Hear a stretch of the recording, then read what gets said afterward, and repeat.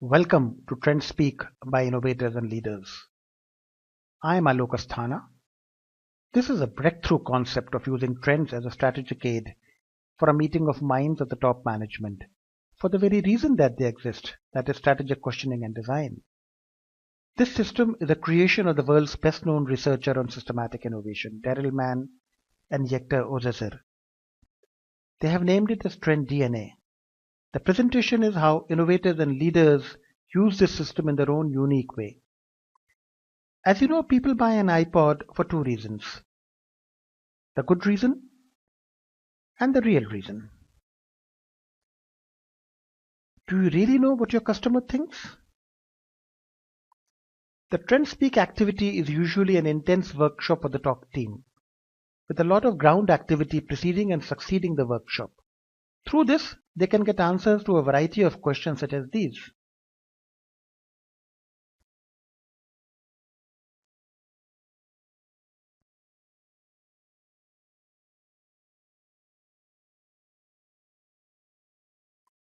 The system uses Trend DNA cards, which are a set of 158 cards, each describing a compelling trend of the consumer, society, and the market. On the front face of each card, one trend is noted. On the other side of the card, however, you will find two groups of notings. One, what other trend does this particular trend lead to? That is the positive correlation. And two, what other trend does this particular trend contradict? That is the negative correlation. The real insight of trend watching is that it is not trends by themselves that matter, but their interaction with each other. Let us take just one example from the trend of vigilante consumer. The trend itself is interesting, but what complicates the issue is the way it correlates with the other trends. It leads to authenticity and 6 other trends, but it also contradicts convenience and 3 others. In the case of vigilante consumerism, the trend gets additional flavor through the trend of authenticity.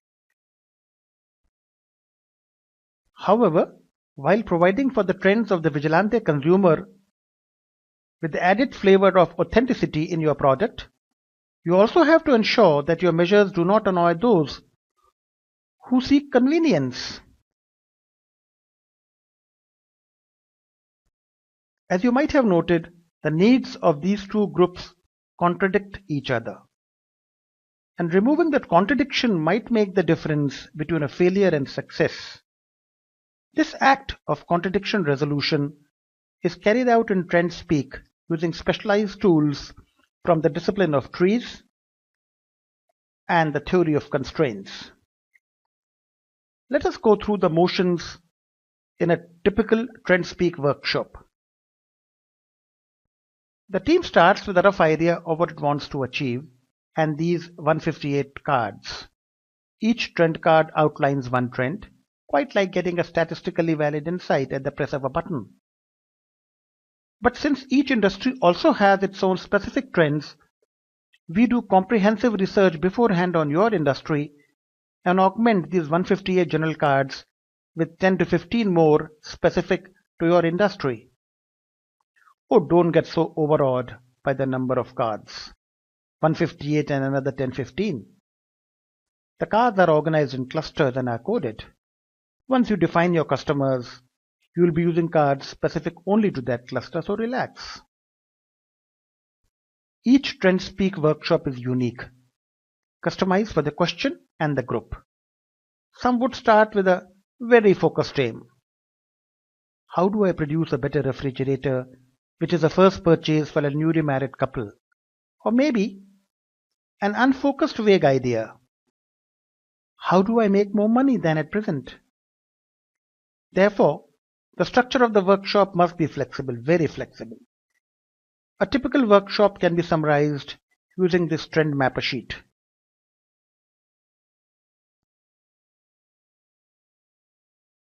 There are 5 distinct activities. Team thinking is channeled through all these activities in a structured but non-linear manner. application of thought follows this three concentric circles approach. Discussion of specific activities in the first circle sees ideas converted to clues in the second circle, which finally refine to solutions in the inner circle. Let us get to the details of the outer circle, which has 6 main activities. And the first is outcomes and players. It focuses on the ideal function that we might want to deliver and the various stakeholders in that process.